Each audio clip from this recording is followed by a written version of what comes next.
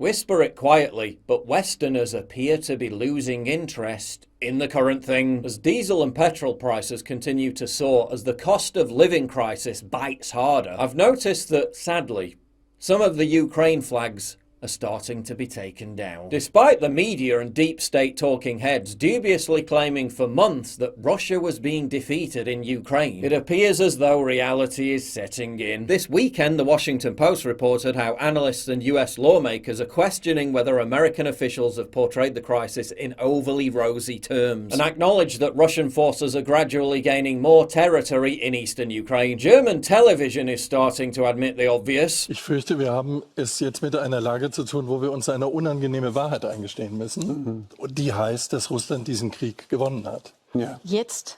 Sir Richard Barrons, former head of Joint Forces Command, told Sky News Russia is basically now winning. Russia has captured 100% of Luhansk Oblast, the first Ukrainian oblast now completely out of Kiev's control, and the Russian military installed the victory banner in Belogorovka. The Polish Prime Minister also warned today that public interest in the conflict is waning rapidly. I'm afraid that the coming months will bring more indifference, said Mateusz Morawiecki. Meanwhile, Putin has been able to more than cope with the sanctions thanks to a massive surplus created by soaring oil and gas prices. And last month the ruble hit a 5-year high against the dollar. People in the West who back in March, thanks to media cheerleading, were pretty gung-ho about the current thing, now appear to be more concerned about the worsening cost of living crisis. A new poll finds that 20 million Germans are threatened with energy poverty, and half the population fears being unable to properly heat their homes this coming winter. In the US, Biden's job approval has fallen to its lowest level ever recorded, and a paltry 11% of Americans believe the White House narrative that Putin is solely to blame for inflation and high gas prices. Looks like the regime may soon require a new current thing with which to distract attention from the real causes, because this one might just have run its course.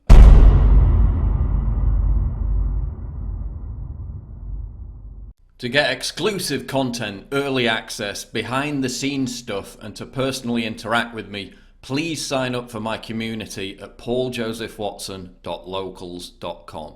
Link in description, and thank you for your generous support.